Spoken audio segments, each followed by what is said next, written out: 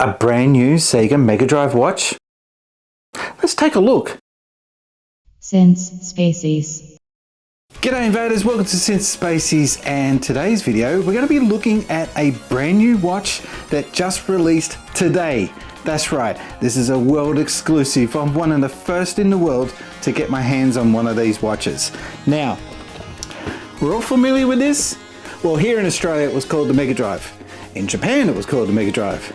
In the UK it was called, anyway, you get the drift. It was called the Mega Drive in most regions except it was the Genesis in the US and Canada.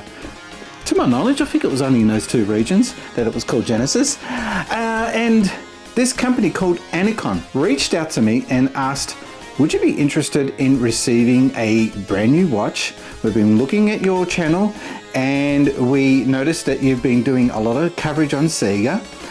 So, would you be interested in receiving a watch to celebrate the Sega Mega Drive?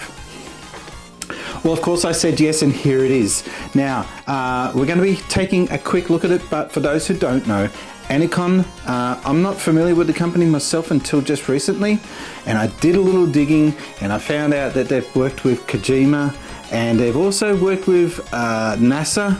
Yeah, you know what NASA is, right? And their approach to watches is a little different to probably what you're most familiar with. Now, most watches you see got the hour on the hands, seconds, etc, etc. Their watches tend to have no hands. They go for a rather unconventional approach to the watches, and you're going to see what I'm talking about. Let's have a look at this watch and see what makes it tick. Okay. Now this is my original Mega Drive, but this is not what we're here to see. But I just thought I would bring this out. It's the first time I've brought this out in a long time. Just to remind you guys of what the power version looked like.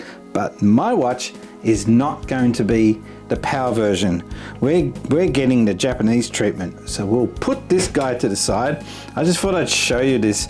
By the way, if you saw how hokey my camera is set up right now, if I so much as bump the table, this camera flies because I haven't got a proper rig for these overhead shots. So wish me luck. Anyway, here is the Mega Drive watch from Anicorn, and let's get this open. I do like the presentation. The box feels premium.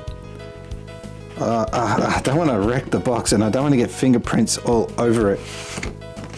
All right, so there's that. By the way, just to emphasize the detail on the box, just with the Mega Drive logo on there. Love that 16-bit power.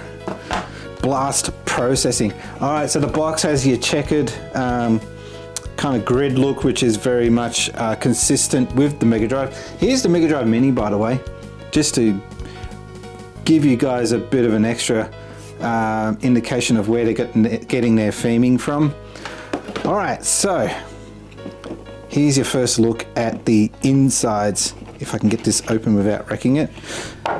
Okay, so we've got a manual, or a look back on the Mega Drive. It's not so much a manual. Spoiler alert, I've already opened this. This is just some blueprint designs of the Mega Drive and just a look back on reminding you why you like the Mega Drive so much. And this here is a kind of like a limited number plate of your Mega Drive watch. Mine is 0 of 0. That's a little bit of details there on the back.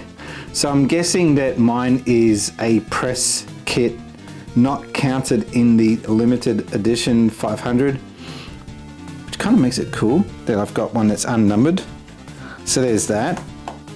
By the way, big thank you to Anicorn to reaching out to me for this. This is such a privilege to be looking at this before release. Here is the watch. Now, first thing I notice is that it's level. It's got leather bands. It's got the Mega Drive logo on the actual band itself. And here's the watch itself. It is heavy. I'm not gonna lie. It is a 44mm watch. It has a very thick presence on the wrist. For comparison, it's rising up above what my smartwatch is. I don't know if you can get that across on camera. But yeah, my smartwatch is fairly thin, but it's a thick boy by smartwatch standards. And this is even thicker. So there's that. But never mind. So this is the actual shape and design of the watch itself.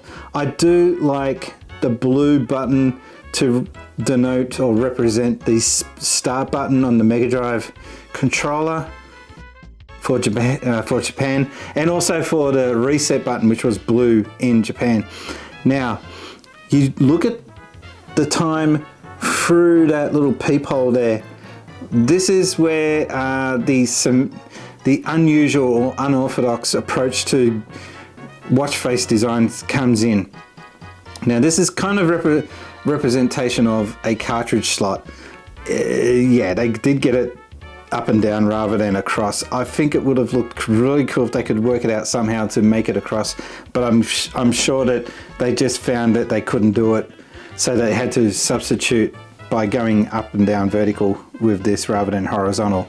You do have a rigid edge around the bezel of the watch itself, and I like the brightness of that red light, which is actually not a light, of course, on the actual Mega Drive display. Love that gold 16-bit font. It really does look cool. The font on the actual watch face is pixelated to like a nod back to the, I guess you could say, the RPGs of that era. And also on the back, you'll see the Mega Drive logo, and you'll see that it is a self-winding mechanism. Now, I'm not too sure about the actual technical side of this watch. I was not provided with any technical details on the watch itself.